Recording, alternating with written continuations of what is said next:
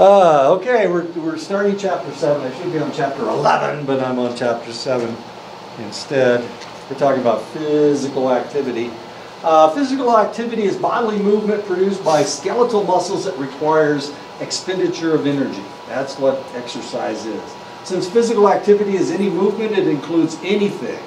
Work, when you're working, when you're, if you're moving from one place to another. Of course, I drove yesterday all day long, but I got out and walked my dog because I had to walk my dog. Household chores are physical activity in your leisure, as long as you're not sitting there taking a nap or just sitting down, then it's physical activity. Physical inactivity is the fourth leading cause of death worldwide. We are the laziest people, and I almost used an F word, but I didn't. I'm a good boy. I've been swearing the whole time I was gone, and here I am controlling my ability, or controlling my language. My grandson wasn't around, so I didn't have my daughter telling me I couldn't swear.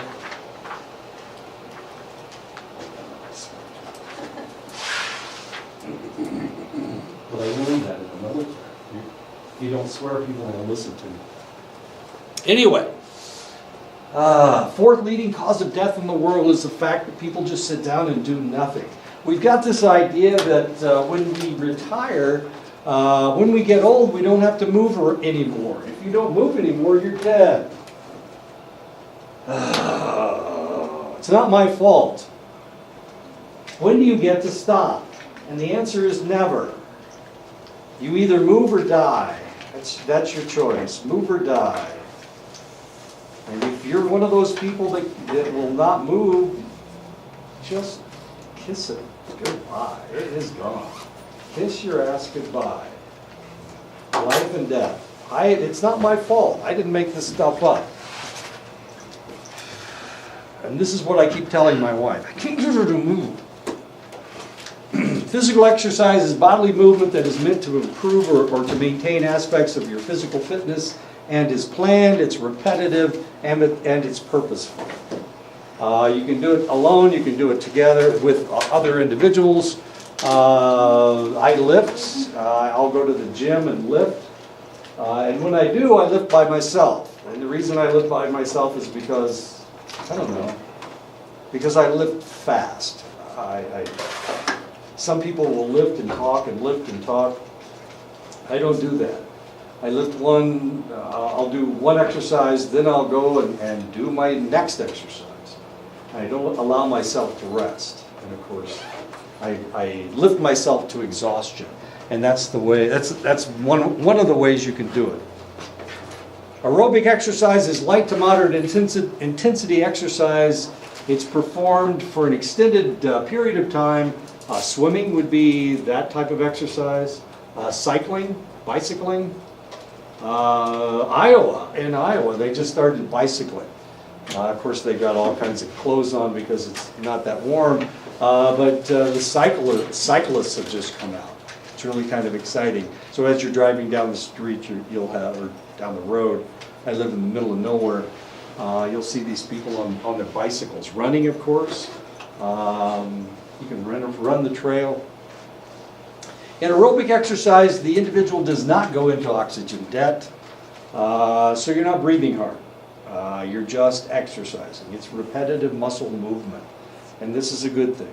You're not breathing hard. Any exercise longer than 2 minutes is largely aerobic. If you can do it for 2 minutes, then it's probably aerobic exercise. Anaerobic exercise is an exercise intense enough to trigger lactate formation. You start building up lactic acid in your muscles. If you've ever run a quarter mile and you were trying to sprint a quarter mile, the reason that when you came around the last curve and you were in the last straightaway headed for the finish line, the reason that your muscles tied up is because you had lactic acid buildup in your legs. And you had, and the lactic acid gets in the way of oxygen transformation in your muscles. And all of a sudden, your legs feel like they're made out of lead. It is used, anaerobic exercise is used by athletes in non-endurance sports to promote strength, speed, and power, and by bodybuilders to build muscle mass. Strength training is anaerobic, as is sprinting short distances.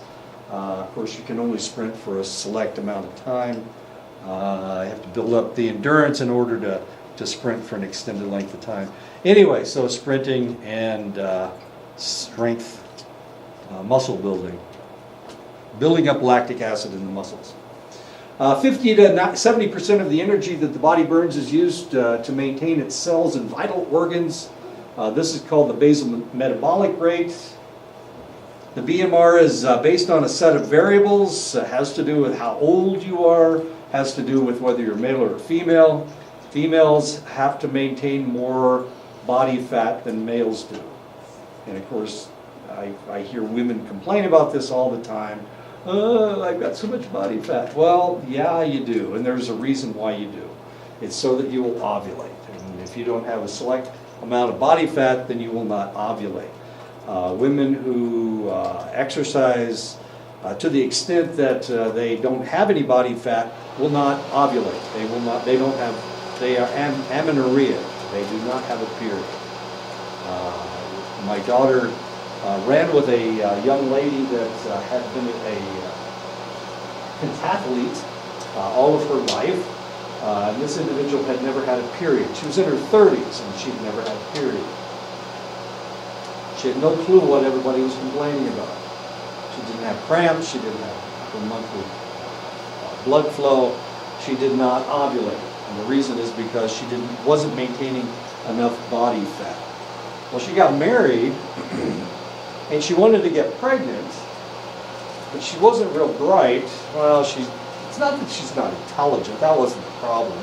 The problem was she didn't understand that she needed body fat. Nobody talks about body fat, except it seems to be I'm the only one that talks about body fat. Anyway, so she couldn't get pregnant. What a surprise. She had lots and lots of sex. That wasn't her problem. It wasn't the semen that there wasn't a problem with the guy. Of course, she thought it was a problem with the guy, but it wasn't. It was the fact that she had never ovulated before. And then, of course, she got a job where she couldn't exercise nearly as much. Put on a little bit of baby fat, and she accumulated fat in interesting places too. She got breast tissue. She accumulated fat in her chest. She accumulated fat in her back, as interesting as that is, and in her thighs. Her butt she wasn't accumulating fat in her butt, she was accumulating fat in her thighs. And she eventually did get pregnant. Now she's had like 5 kids. Interesting lady. Anyway, so gender has a lot to do with it. Your current metabolic rate, if you're an exerciser, your metabolic rate is probably fairly high. Your activity level will increase your basal metabolic rate as well. Energy expenditure is measured in calories. The amount of energy needed to raise the temperature of 1 gram of water 1 degree Celsius is a calorie. So if you've ever been on a treadmill, it will probably talk about how many calories you've burned. How do they know how many calories I've burned? Because if you run for 9 minutes, 9-minute miles for 30 minutes, and you weigh 185 pounds, you'll burn 488 calories. They know that. So what they do is they take your body weight and they take how fast you're running and they calculate the number of calories that you're burning. Now the reason I know that all of this is true is because I weigh 185 pounds and I can run 9-minute miles. And so when I get on my treadmill and I run for 30 minutes, it tells me that I burned 488 calories. However, when I was skinnier, and of course I have been skinnier in the past, running the same distance at the same speed for a 125 pound person, they'll only burn 330 calories. So the bigger you are, the more calories that you burn if you run a select speed. Regular physical activity is the closest thing that we have to a fountain of youth. Really? We have all those crazy Spanish guys looking for the fountain of youth, and all they needed to do was exercise? And the answer is yes. Exercise becomes even more important to people as they age. Exercising can reduce the risk of premature disability. It can reduce the risk of chronic illnesses. It relieves the effects of stress. And for that reason, it is literally the fountain of youth. So if you exercise all of your life, you will live a long and happy life. How's that? You can be healthy as long as you do those things. Another name for aerobic fitness is cardiorespiratory endurance, or the ability for the heart, the blood vessels in the lungs to supply oxygen to working muscles over time. The amount of oxygen used is referred to as the volume of oxygen, or the VO2. It's VO2 because we breathe O2. So it's the volume of your oxygen, O2, VO2. The amount of VO2 used before you slip into oxygen debt is your VO2 max, or your aerobic capacity. And of course, when you're running, this is where you're trying to be. You're trying to max out your VO2. You're trying to get to that point where you can run 7-minute miles, or you can run 6-minute miles, or whatever. You're trying to increase your VO2 max. Another measure of physical fitness besides your VO2 max is your muscular strength. The amount of force that a muscle or a group of muscles can exert against heavy resistance. So if you can lift, I don't know, let's not max out. If you can pick up that 50-pound bag of dog food, then that is telling us how physically fit you are. If you can't pick it up, then your physical fitness is questionable. Lifting 50 pounds. Of course, the other problem is it doesn't have a handle. That's a problem. But our physical, our muscular strength has to do with our physical fitness as well. Another form of physical fitness is muscular endurance. Muscular endurance is the ability of a muscle or a group of muscles to repeat a movement many times, or to hold a particular position for an extended period of time. And of course, rowers do this. Anyone, I used to bale hay, so grabbing the hay bales and flipping them up, use your knee. You're mostly using your forearms. I know, it was horrible. You'd scratch yourself a lot. Another measure of physical fitness is flexibility. Flexibility is the degree to which someone's muscles will lengthen. Weightlifters don't use this very often. Flexibility isn't very important to them. However, a gymnast or somebody that does yoga, flexibility, they could state that they were physically fit due to their extreme flexibility. And of course, this is a yoga position. I'm not going to show you all of them. This is just one of them. That's a yoga position. Another measurement of physical fitness is body composition. Body composition is the amount of body fat in the body compared to lean muscle mass and bone. It has been estimated that physical fitness will extend an individual's life by 2 or more years. Is that very long? Two or more years? What do you think? You do all that crap just for 2 years? Are you kidding me? Is it worth it?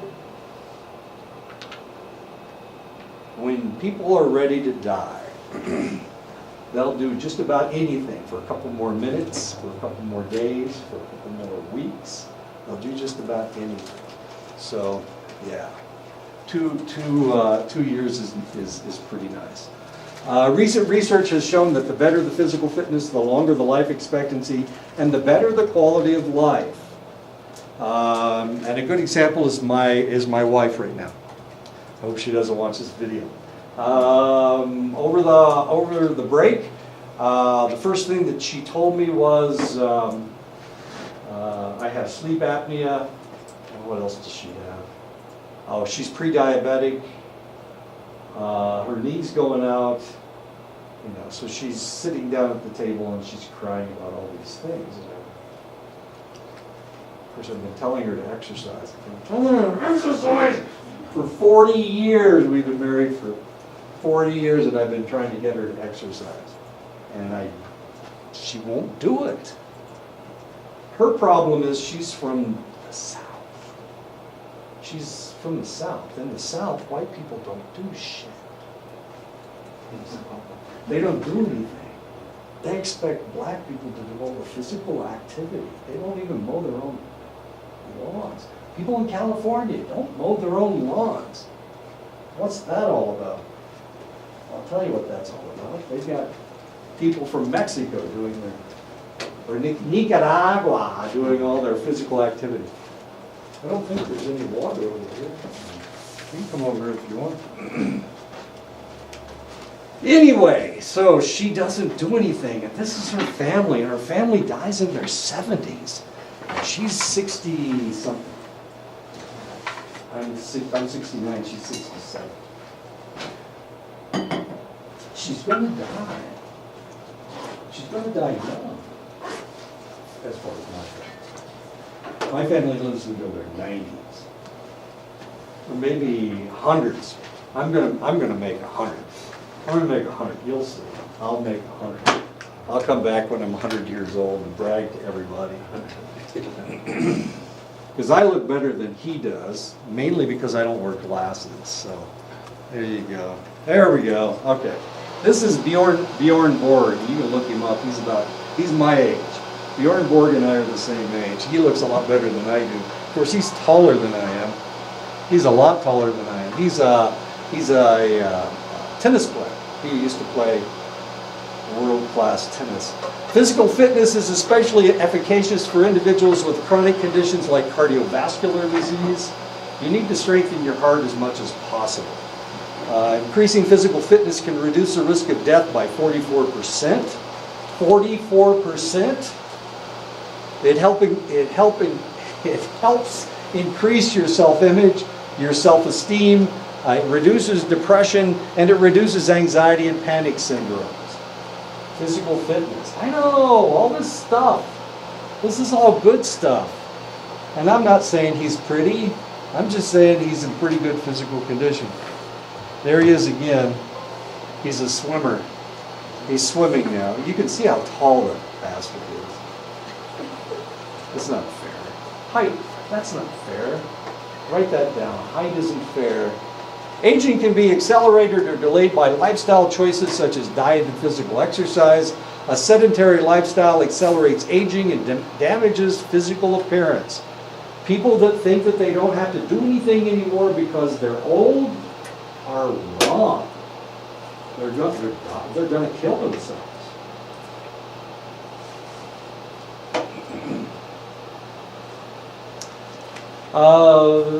Every summer up in Montana, and I know you guys hate to hear about me talking about other tribes, but this is another tribe up north. Every summer they have a big run called Niwas Run. Niwa means grandmother in their language. It's Algonquian. And she said she's dead now. She died actually. She said, run as long as you can, because life is all about movement. That's what Niwas said. And I was adopted into their family, which was kind of cool. Anyway, and this old lady used to shake her finger. And she, of course, here I'm just sprinting out in front of her. To swear at me in girl bond. It was kind of cool. And I've been sworn at in a lot of different languages. This old lady used to, anyway, she'd walk around. If she couldn't run, she'd walk. Anyway, and I of course win my age group, which is always fun. I've got all kinds of sweatshirts with run as long as you can. It's really cool. Anyway, so you need to keep going. So what happens if you don't? Well, that's what happens if you don't. You turn into a zeppelin. Obesity has been noted as one of the chief threats to health and well-being. The majority of the adult population in the United States and Canada is considered obese. Obesity may soon overtake smoking as a leading cause of death in the United States. Them's two really big ladies, pretty big. And as you can see from their hair, they're probably in their 40s, maybe their 50s, is my guess. That's big. Anyway, we went down to South America and Central America on a Fulbright trip. And while we were down there, of course, we were wandering around all over Peru and all over Guatemala. And we came back, and as soon as we came back, we started seeing fat people. The Peruvians are relatively slender people. They exercise a lot. They eat good food. Eat a lot of fish, at least in Lima. They eat a lot of really healthy foods. The people up in the mountains, of course, have to walk around the mountains all the time. The people in Guatemala don't have as much money, and they eat better food than we do in the United States. So we came back to the United States, and here we are, we're in Los Angeles, and we were in a motel, and like everybody we met were just as big as trucks. They were so big. I mean, they were so big that if you were walking down the aisle, you couldn't get around them. They were just too big to get around. And I was going, gee, man, Chris, we just came from two countries. We spent 6 weeks down south, and everybody was just as skinny as a minute. We were the biggest people around. We were the tallest people around. We were the biggest people. But anyway, come back to the United States, and all we saw were grotesquely obese people. Now, the problem with this lady isn't the fact that she's so big. The fact is that this is not muscle. That's all fat. This is all body fat. She's got no muscle mass whatsoever. So she can't even, despite the fact she weighs 300 pounds, she can't lift anything. She has no muscle. All she can lift is herself. Anyway, you want me to tell you a fat story? Lady so big she can't get out of her house. This is when I was in the military. I don't know why this guy married her, but he did. And the two kids were hers. They weren't his kids, they were her kids. And she couldn't even get into the bathroom. So she was in the living room. She wasn't even in the bedroom. She was in the living room. She had to live in the living room. Well, she died of congestive heart failure. Or she started having congestive heart failure. They called me over. Unfortunately, I lived right across the street from them, and they knew who the hell I was for some reason. And so she goes into cardiac arrest. And so they invite me. The kids come running over. And they're little guys. I mean, like 3 and 4 years old.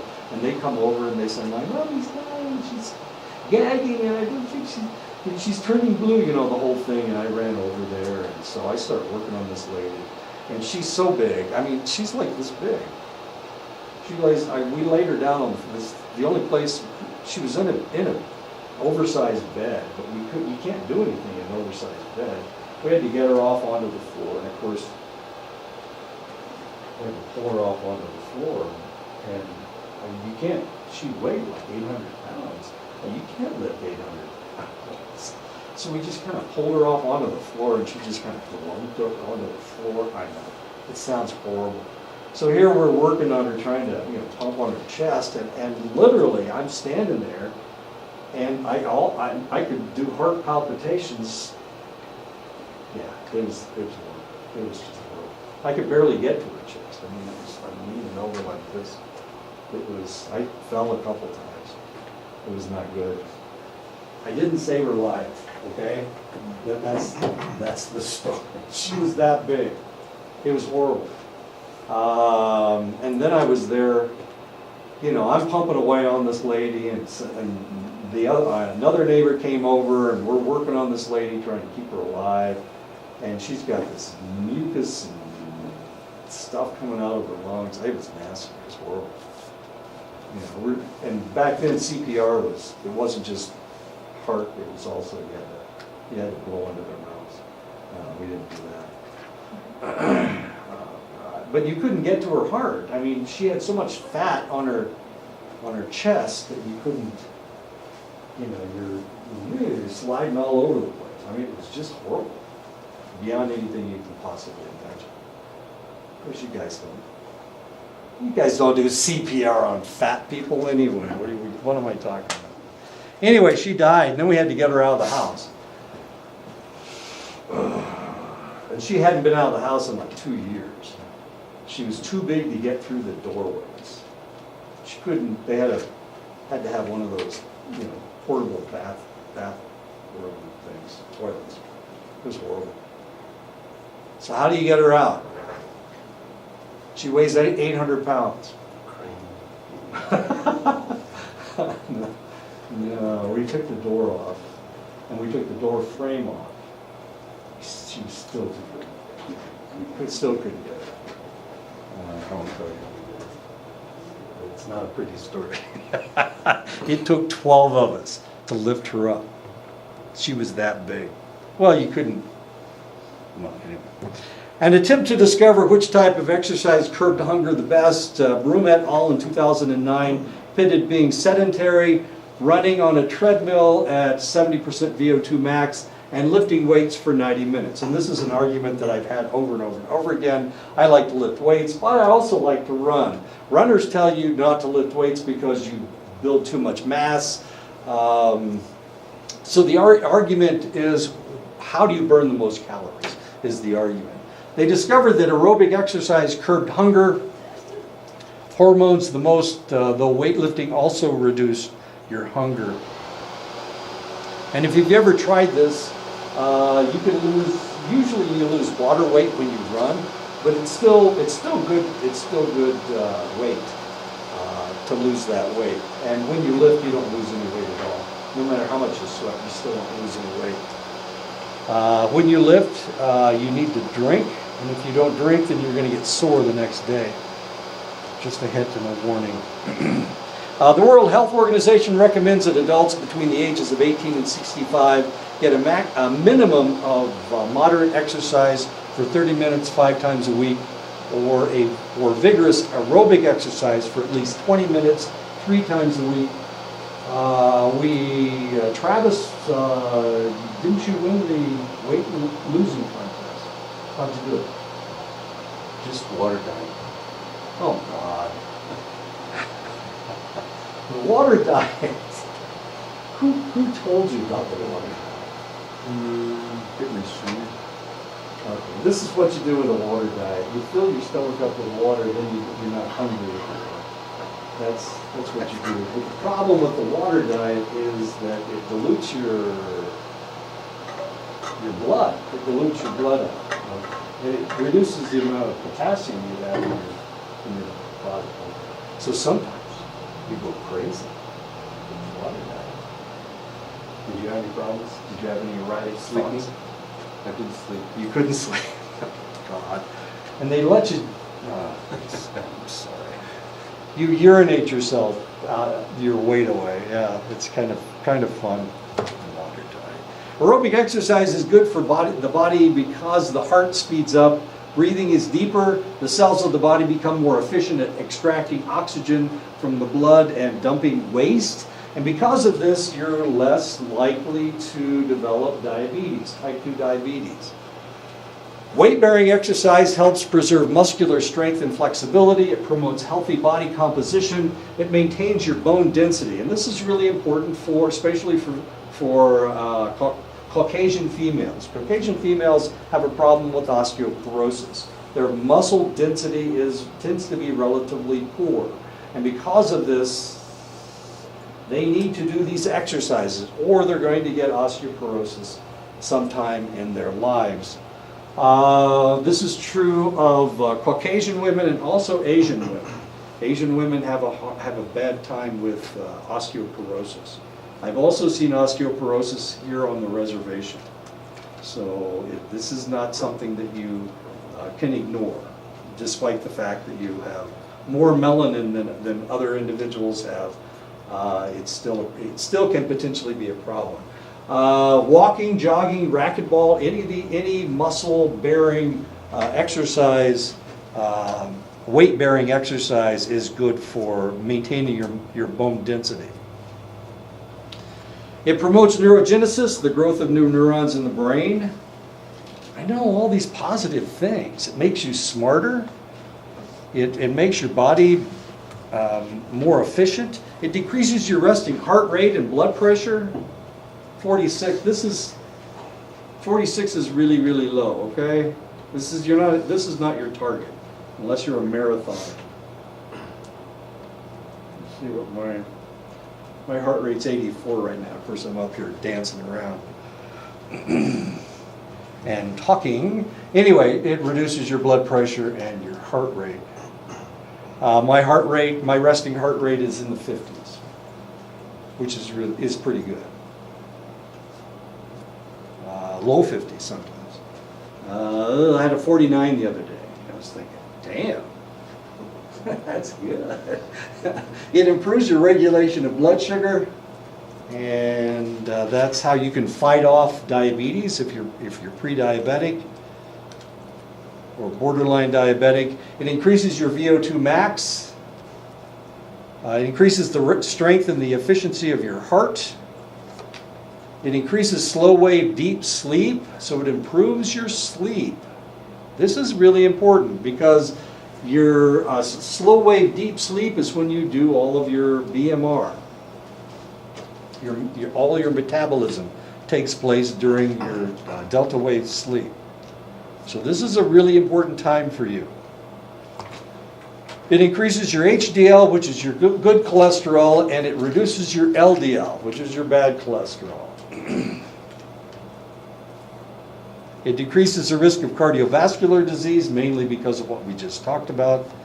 Cardiomyopathy, this is cardiomyopathy right here, enlarged heart.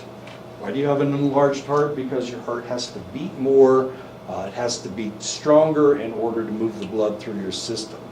This is the biggest problem with people that gain a lot of weight, like that lady who's dying of congestive heart failure. He says down here in the shoestring, congestive heart failure. Her heart, there was so much fat around her heart that it was strangling her heart for one thing, but her heart was so inefficient that it couldn't clear the fluids out of her lungs. And she literally drowned in her own fluids. Congestive heart failure. It's not my fault. I think I told you the story of my dad having congestive heart failure, and my mother got mad because the doctor went on vacation, so she got pissed, and she was going to let the old man die. And where was I? I was in Nebraska, I guess. I came over, I heard the old man breathing. It sounded like he was gasping for air, sure, but you could hear the fluid in his lungs. I said, "Mom, listen to that." And she, he's dying of congestive heart failure. That son of a bitch. You know my mother.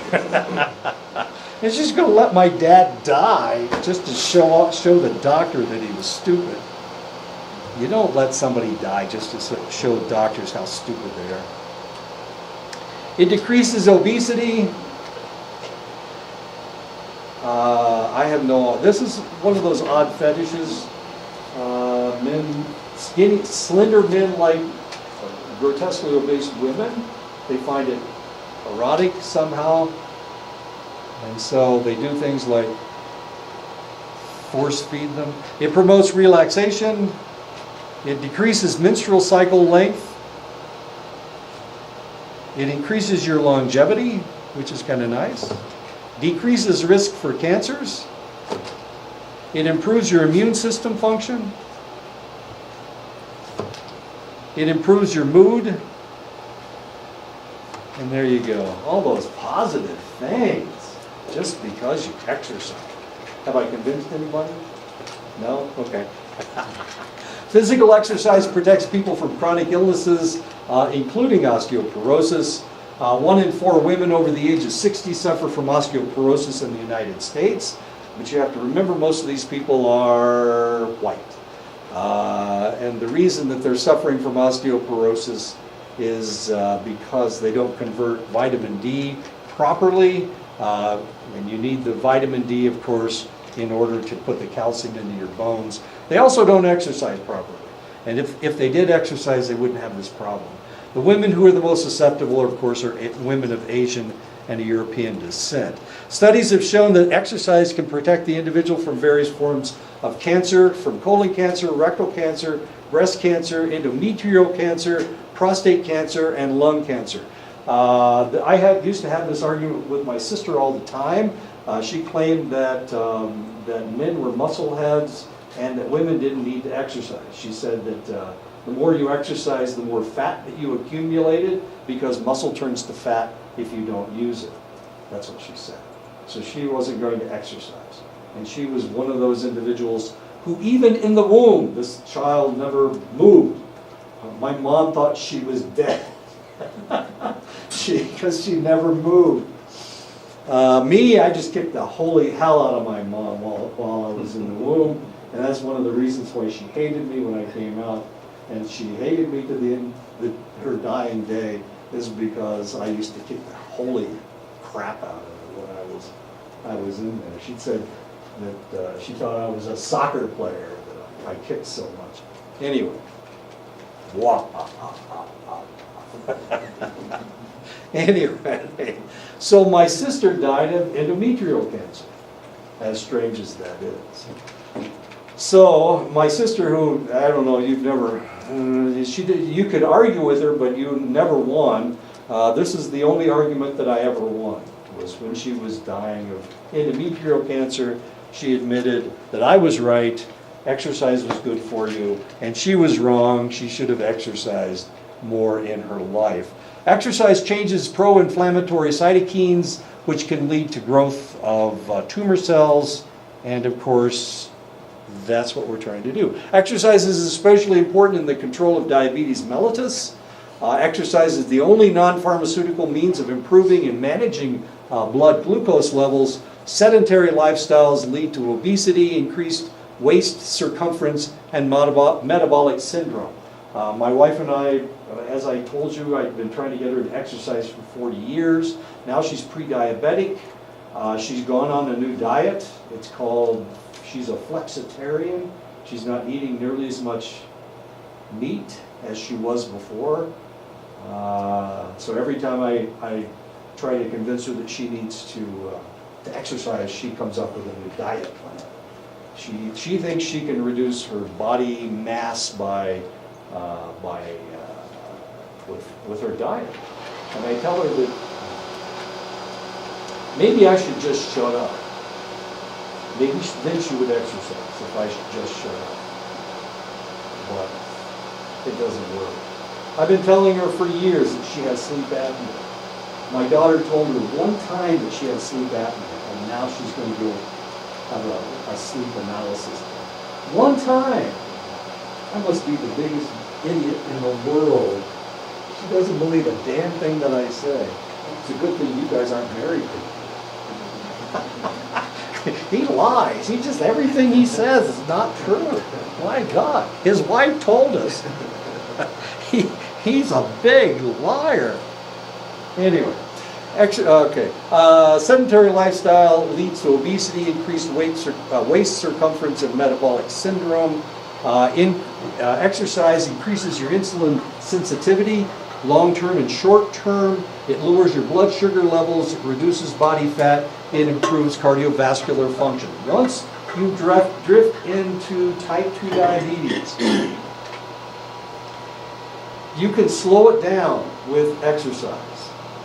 You can't get rid of it. It's there. Once your body has adapted to that extent. However, your diabetes, you can control it with exercise.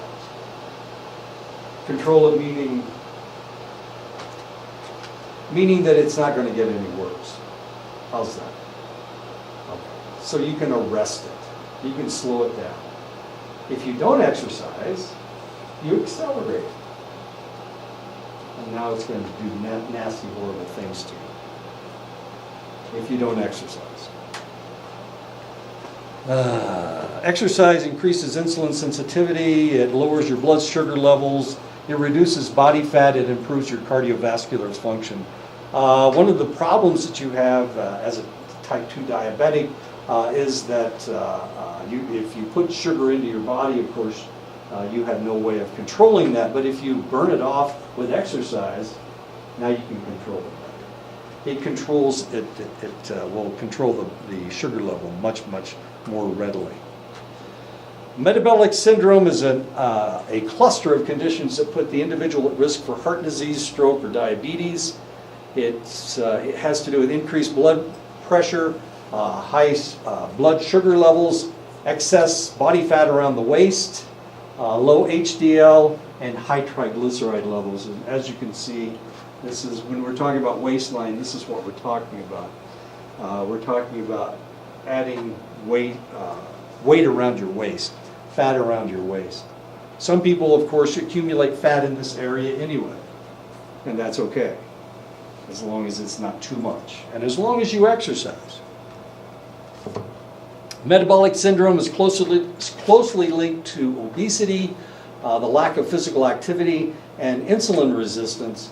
Metabolic syndrome is more common in African American and Mexican American women than in men of the same heritage, though it occurs in white men and women equally. Resistance exercises seem to combat metabolic syndrome, weightlifting, push-ups, and sit-ups. So there you go. You're better to be an apple than a pear. Is that right? No, you're better to be a pear than an apple.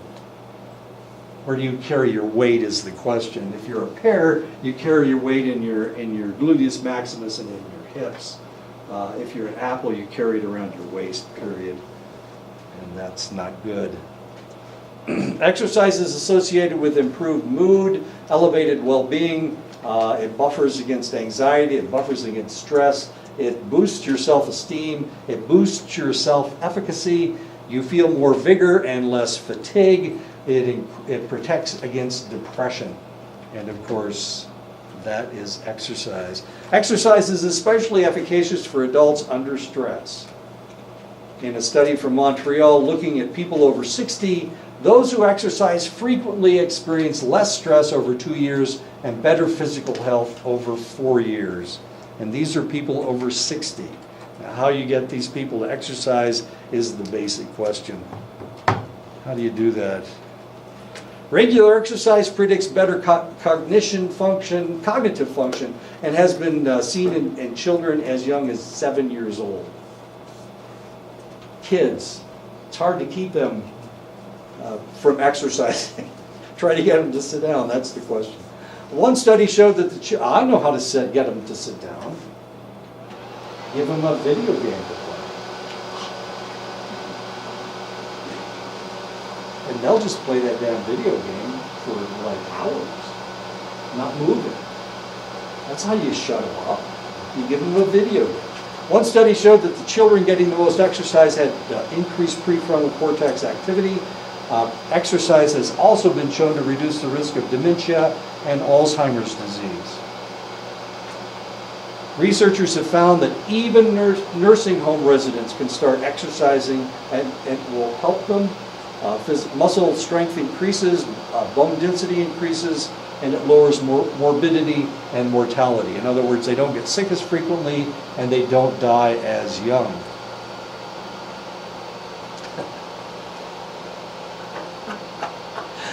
Research shows that children, I like the Burger King hat.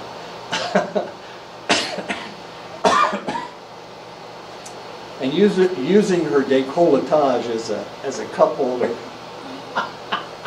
Research shows that children get enough exercise in school programs, but neither boys or girls who aren't involved in school athletic programs as adolescents get enough exercise.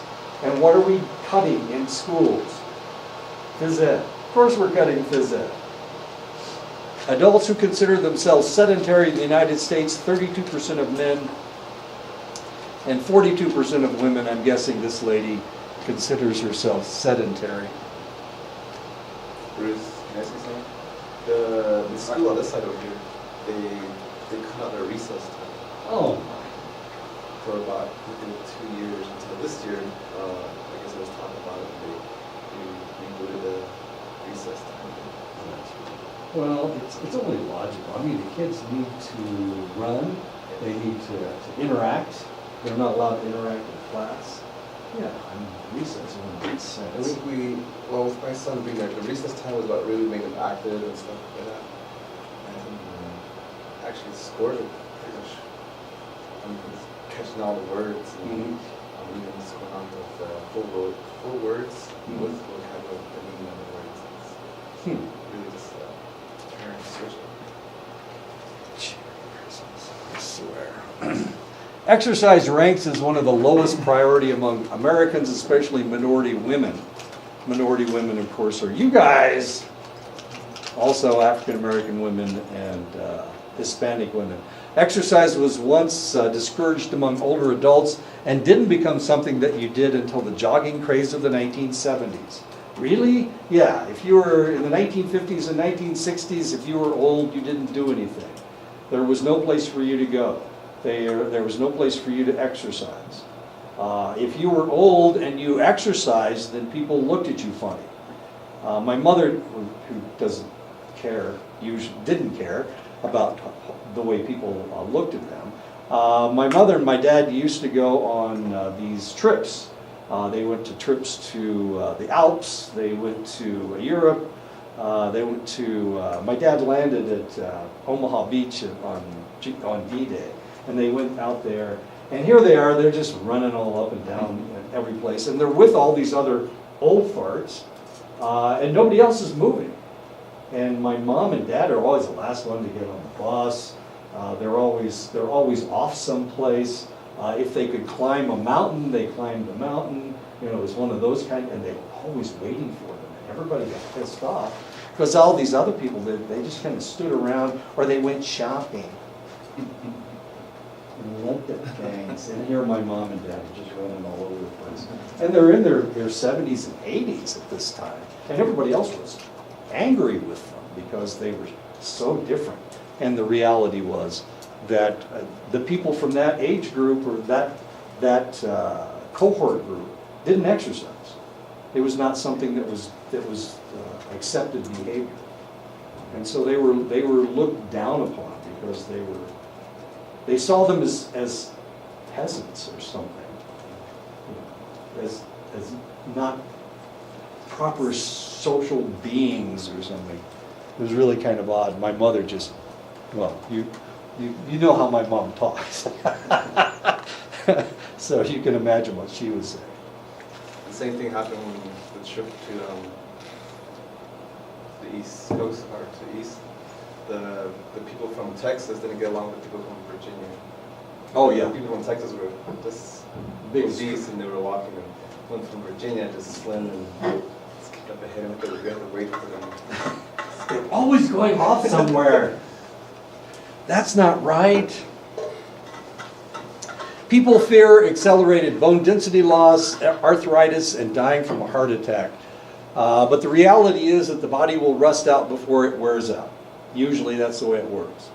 You have to either use it or you lose it. And that's the reality of just about every damn part of your body. Either you lose it, you use it, or you lose it. Muscle, if you do not use it, it atrophies. It gets smaller. It goes away. And then you can't move anymore. You can't climb the stairs. You can't do whatever.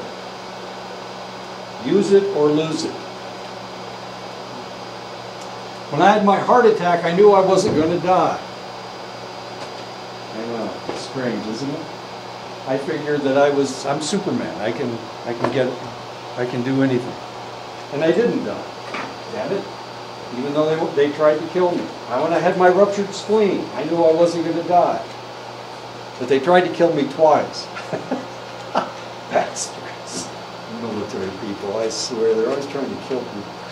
Exercising didn't come into vogue in the United States until after the Vietnam War. And this is one of the reasons why you have some Vietnam veterans. And I was actually driving between here and Iowa yesterday and the day before, and I saw people from my era, people that are in their 60s and 70s, other Vietnam vets.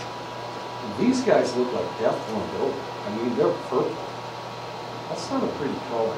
They're blue. You know, I'm walking across the street. And these guys are walking across the street. They've got little dogs, but they've got dogs. I got a dog. They've got a dog, but their dog is a dog that they can hold on to while they're walking. And I got a dog that's yanking me around. And I could see their hats, and I was looking at their hats, and it said Vietnam vet on it. Big bad. Smoked too much. And every time I stopped at a rest stop, this other guy was there. Every time. And he looked at me. He's just watching me. He's mad. He's mad at me because I'm just walking up to the bathroom, and I'm standing beside him at the urinal. I'm urinating, and he's waiting.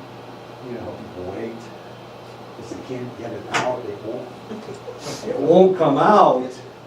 So he's standing there before I got there, and nothing's coming out. And I walk up to the urinal, and I empty my bladder, and I'm taking off, and I'm washing my hands, and he's still standing there. He hadn't even started peeing yet. And he was there before I got there.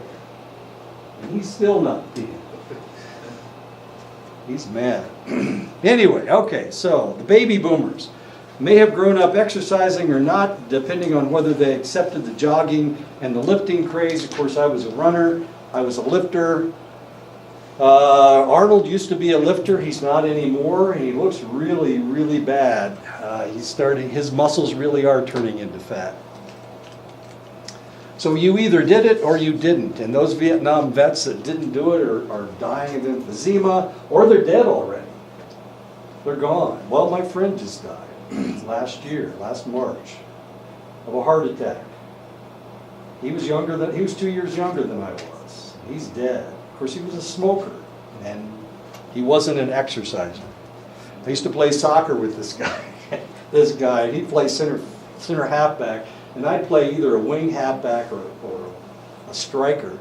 So I'm running all up and down the field. I'm trying to score goals, and then I'm trying to keep them from scoring goals. And he's standing in the middle of the field, not turning around like this. And if you passed him the ball, he'd jiggle the ball a little bit, and then he'd pass it to something. He passed way ahead of me so that I'd have to sprint to get to it. Bastard. You know how much he moved? Hardly any at all. Anyway, older people are stuck with dated stereotypes that are ideas of what appropriate behavior is supposed to be. Vigorous exercise, older women exercising at all. The mistaken idea that old age is supposed to be a time of rest and relaxation. I was at Planet Fitness in Clinton. I'm lifting weights, and of course I lift really fast. I just do all my exercise, and then I go to the next one. I'm doing all this, and I sweat.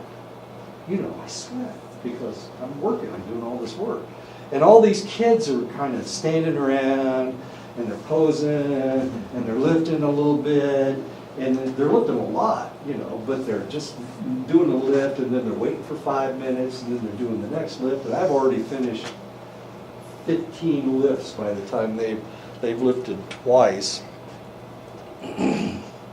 What's my point? I can't remember what my point was. Stereotype. I don't know.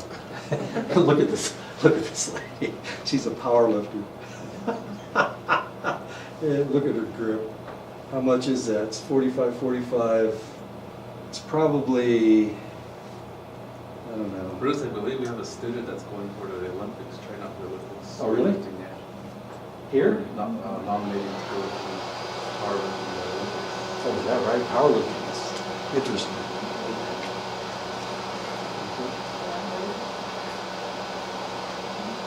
It's 135. It's not. Well. Oh, you're saying how much it is. She's got, looks like she's got 4 45s. This little skinny thing is 10 pounds. Maybe she's got 5 45s. 6 45s. 6 45s. Yeah. Versus the deadlift. 270 plus 10 and 10, so it's 290. Plus the 45-pound bar. So it's over 300 pounds. It's a deadlift. Yeah. So what you do is I don't deadlift. You grab the bar like this, and you just straighten it up. It's a deadlift. It would be like you trying to lift a car or something. She's not going to go any, that's as far as she's going to go. Oh, 153 pounds. She's got 153 pounds. It says right there, 153. So evidently some of these are rubber, instead of steel. Okay, cool. People who exercise all their lives tend to continue to exercise even in old age, but non-exercisers are more liable to question the idea that exercise is enjoyable and beneficial as people age. Education may work, but people need to start young to be able to lift. This lady's lifted, geez, 1, 2, 3, 4, 5. That's, my goodness gracious. That's 450 pounds with her legs. If exercise feels like work, it will be hard to keep it going for a very long period of time. If the exerciser approaches the activity as play, they are more likely to seek it out. Sometimes the individual is focusing on the more unpleasant aspect of the exercise, a phenomenon known as forecasting myopia. In other words, I hate to lift because I hate to sweat. I hate to work out because my muscles are sore afterwards. If you're focusing on the negative, then you're probably not going to continue doing it. It has to be enjoyable to you. If it's fun, it's like teaching. Teaching, this is kind of a pain because you guys don't do your stuff on time and whatever, Anyway, it's kind of a pain, but I enjoy it so much that it's not work. It's more. I've never worked in my life. I'm lazy. I've only done stuff that I like doing. Except the military, that whole military thing. Neighborhoods induce exercise or discourage it, neighborhood walkability. And of course, this is not a neighborhood that induces you to walk around. Not really, does it? Well, it's got the exercise trail. But who uses the exercise trail? I walk backwards on the exercise trail so that I will see everybody. But I hardly ever see anybody on the exercise trail. Factors that promote exercise: feeling safe in your neighborhood, when people don't feel socially isolated, when exercise facilities are available locally. I can't remember what that is. WW Dropbox. What could it possibly be? Yeah, let's not do it. Okay. With school budget cuts, physical education classes are often the academic programs that are the first to go. Only about 30% of high schools are still hold physical education classes. This is down from 42% in 1991. Of course, when I was in school back in the 1960s, we all had physical education. We had physical education until we were sophomores. And it was a really positive thing. It at least kept all of us physically active. People don't like physical education because they play dodgeball and everybody gets hit in the face or something. I haven't quite figured that one out yet. Anyway, it's good for everybody. If you've ever watched Jumanji, something about the jungle thing, the one girl gets in trouble for not wanting to pass the football with anybody. And so then she gets into Jumanji and she starts doing all this wild stuff. Regular physical activity in childhood and adolescence improves strength and endurance. It helps build healthy bones and muscles. It helps control your weight. It reduces anxiety and stress. It increases self-esteem. It improves blood pressure and cholesterol levels, keeping us all alive. Physical activity helps improve academic achievement. Physical activity improves cognitive skills and academic behavior. People are more likely to stick with exercise programs if they enjoy the exercise, if they have the habit to exercise regularly, if they grew up in families that exercise. That's a huge question there. They have social support from relatives, friends, and coworkers to exercise. Attitude and self-efficacy is favorable to exercise. They perceive themselves as being athletic. They believe that people should take responsibility for their health. Should people take responsibility for their health? Who else can we blame it on? Me? The government? White people? Wait a minute. This is the guy running the exercise program. You can see, look at the smile on his face. Anyway. Researchers have found that keeping an exercise participant motivated is not a sure thing. Many people find it easier to start an exercise program than it is to keep it going. People like to sign up for exercising classes. They sign up for, they get a gym membership and then never go. And the gyms are going, no, this is great. Sure, pay us $150 a year or a month, yeah. My poor son got into he signed a contract. He's a weightlifter. And he signed a contract with Bally's, yeah, those guys. And it was for like 5 years, like $20 a month for 5 years. And of course he moved away from Bally's, so he couldn't go anymore, and they wouldn't cancel it. So he had to pay, yeah, he got into a lot of trouble. They did the same thing.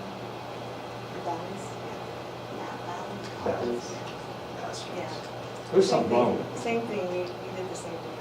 You know, I think Donald Trump owns Bally's. Yeah, we couldn't get out, but we had to pay for it, like we did a year. They'll make you pay every penny, even if you want to try to cancel. They won't let you cancel. It's crazy. It was nuts. Anyway, and he put it on his credit card, so they kept charging his credit card, and it was automatic, so his credit card was overdrawn. It was insane. Some exercise physiologists have used techniques such as listing the obstacles to make them aware that they might have problems, allows them to deal with motivation consciously, work, of course, family obligations, stress and fatigue. I keep telling myself I need to do sit-ups and push-ups at night, but I haven't. No.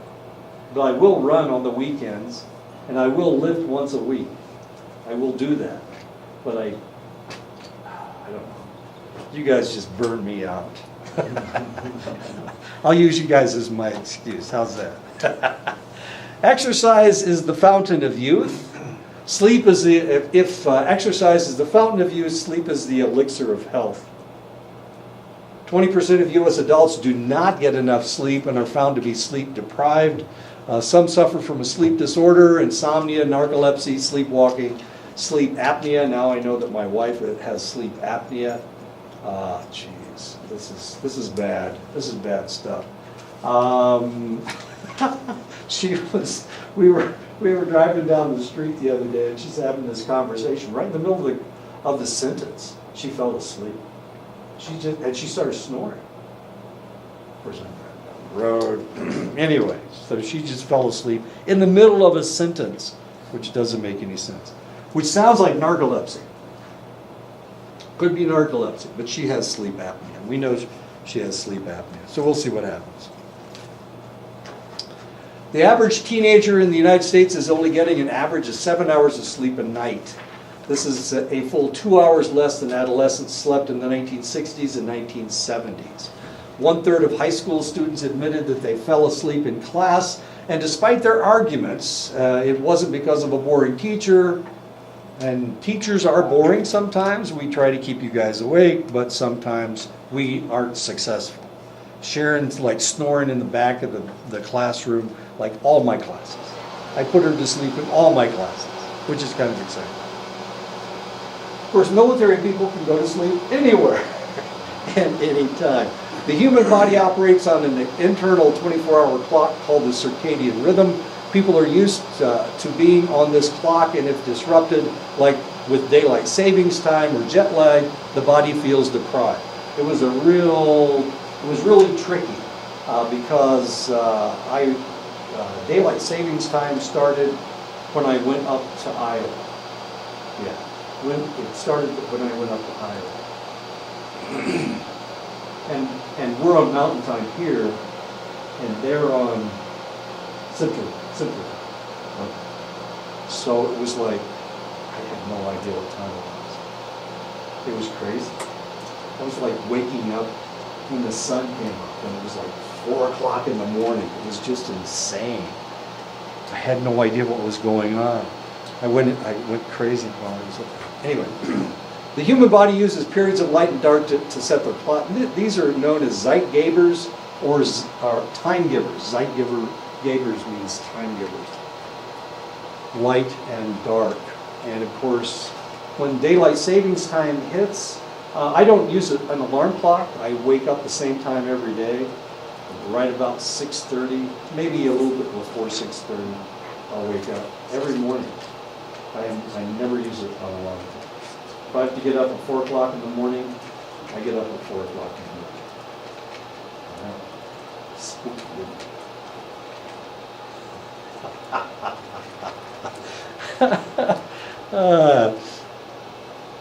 They gave me a shot. They gave me a shingle shot while I was at home, and I got sick. So I went to the pharmacy and I told them, your shot made me sick. And she said, well, what happened? I said I had fevers and chill. Well, how high was your fever? Well, my temperature's usually in the 95, 96 range. So my fever was only like 99 or 99.4 or something. But that's like 4 degrees higher than what my temperature normally is. She said, oh, you're like an alien creature, aren't you? And the answer may be, I know Sharon's in the back going, he is an alien creature. You're right, Sharon, I probably am an alien creature. But according to the pharmacist, she agrees with you 100%. She was also like this tall, tiny little thing. Then she tried to explain immunity to me. I don't teach this stuff. She had to tell me. Bright light sets the circadian clock by activity light-sensitive proteins in the retina. These proteins signal the suprachiasmatic nucleus to decrease the production of sleep-inducing melatonin. This is why cloudy and rainy days make you feel drowsy, because there's not enough light. People that live in places like Seattle, they were having problems in Los Angeles where it's nice and sunny all the time. They had so much problems with their air quality that people were starting to have insomnia and all kinds of interesting things. They're getting drowsy during the day. Of course, their air was like poison anyway. It was like toxic. They're having the same problem in China. They'll have gray days where there's so much smog that that people can't go outside because it's just too toxic. So, anyway, I swear, where do I find all these pictures? Adolescents often suffer from skewed circadian rhythms because the influx of hormones makes them feel antsy at night when they should be sleeping. I don't know how you guys went through puberty, but when I went through puberty, I didn't sleep at all. I stayed up all night long for like 4 or 5 months in a row. I thought I was going crazy. It was during the summer, and I'd go outside and I'd hit rocks with a broomstick. What else did I have to do? It was crazy. They become night owls and who are tired in the morning and energized at night. As they move into their 20s and hormones decrease, their circadian rhythm shifts. They feel more energized in the morning and they become morning people. People who are morning people tend to do better in school and are less vulnerable to depression. And of course, whose fault is this? Well, it's their hormones. It's their circadian rhythm. Not a whole lot you can do. A person will go through 2 or 3 full sleep cycles at night, consisting of 90-minute cycles containing 5 distinct stages of sleep as gauged by the electrical activity of their brain. Stage 1 is alpha wave stage. You're asleep here in stage 1, but you're not very much asleep, and it's easy to wake you up. You start dreaming in alpha wave. So if you've ever fallen asleep during a lecture, and then all of a sudden you woke up, you were probably in alpha wave. If you had a dream. and you had like this whole full spectrum dream, and then all of a sudden you wake up and you realize that you've only been asleep for like 2 minutes. And you can't possibly have covered all that information, all that dream in just 2 minutes. But you did. Stage 1 is alpha wave, stage 2 is theta waves, stage 3 is light delta wave, stage 4 is the deep delta wave, and stage 5 is REM. So if you take a power nap, what they refer to as power naps, usually last for about 20 minutes. And you go through all 5 stages of sleep. And then you wake up and you feel refreshed. And the reason you feel refreshed isn't because of any of this or this, it's because of stage 4. All you have to do is dip into stage 4 and you feel fully rested. This is when you do all your repair, your body repairs take place in stage 4 sleep. So as long as you're in delta wave, stage 4, you're in good shape. The sleep stage when body repairs itself is stage 4 delta wave. Dreaming takes place throughout the sleep cycle, but more realistic dreams occur through stage 4. So potentially that's what was going on with you. Now potentially if you've slept for 20 minutes, the only dream that you will remember is your REM's dream. That's the only one you'll remember. The dreams that people tend to remember are in REM. During REM, the body cannot move, and for that reason, you may feel like you are paralyzed with fear. Sleepwalking and bedwetting take place in stage 4 sleep. And people rarely remember that they sleepwalked, that they were sleepwalking. As a matter of fact, they never remember it because they were sleeping. And if you can get somebody to walk, your son. I was telling about that. My sister-in-law, she came over to stay over, and nobody told me that she sleepwalks. Oh. So I was on the laptop. She'd come in, It's like a ghost. walk back in, and walk back in. Next day, I asked her what she was looking for. Touched on her face. That's the one that I told, like, they have more problems with her sleepwalking, where she had to go to get checked full body scan. Oh, and wow. Found out that she was a diabetic. Oh, no. That's what I was telling you about. Yeah, okay. At age 20. She didn't realize she was a diabetic, huh? Newborn sleep 15 to 17 hours a day in 1 to 3 hour increments due to the immaturity of the part of the brain that controls the sleep. As the newborn brain develops, the hours of sleep will decrease and they will sleep for longer periods. At 6 months, they should be sleeping 12 to 13 hours a day. Newborns will spend half of their sleep in REM, so are easily awakened. And this is one of the reasons why you have to be so quiet around your newborn baby, because you can wake them up. And it startles them. The average adult sleeps 6.8 hours a day through the week and 7.4 hours on the weekends.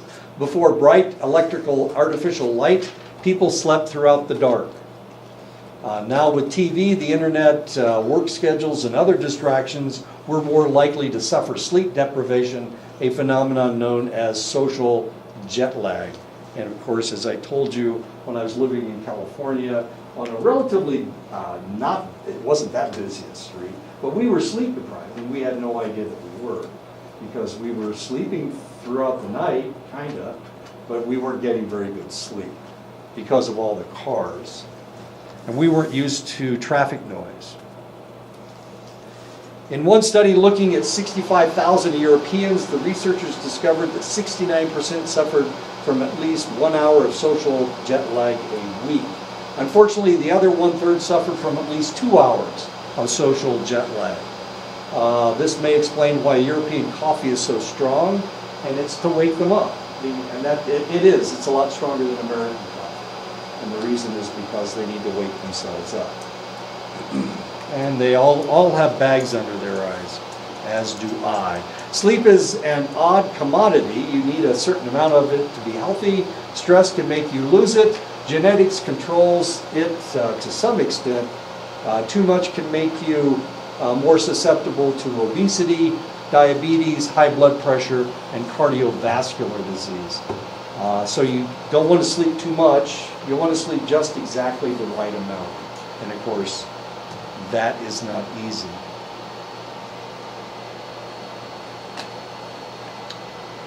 Research looking at people suffering from arthritis has found that when pain reduces sleep, pain the next day is more intense.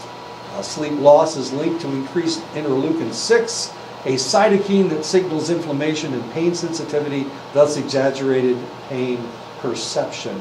And of course, the next day, you think that you're in more pain, even though you actually aren't. One night's sleep loss is easily made up by sleeping a little longer the next night. 2 straight nights of sleep loss cannot be made up in one night. In this case, the individual will go into sleep debt. 69% of college students operate in sleep debt almost all the time. One of the reasons is because they drink so much, or they'll just stay up on the weekends, over the weekends, to have a good time, or they'll play video games all weekend. And this is sleep deprivation as well, a form of sleep deprivation. And of course, you pretend that you're doing this because you're studying, but the reality may be that you're playing video games. And I'm not you guys, but those traditional students, that's the way they do things. Let me see what time it is. Let's see if we can stop right now. Nope.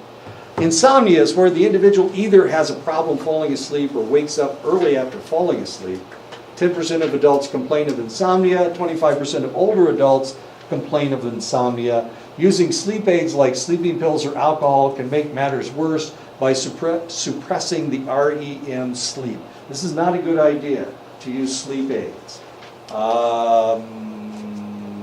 Probably one of my strengths is the fact that I sleep 6 hours every night. I lay down in bed, I don't sit there and think, I just go right to sleep. And when it's 6:30 in the morning, I wake up. It's like a miracle. It's like somebody from outer space is telling me it's time to get up. Do you use it? Do you use an alarm? No. Well, yeah. Certain days. Certain days. Days you have to get up early. Yeah. Okay, so on the weekend when you don't have to get up potentially at all, do you wake up at the same time every day? Yeah. Okay.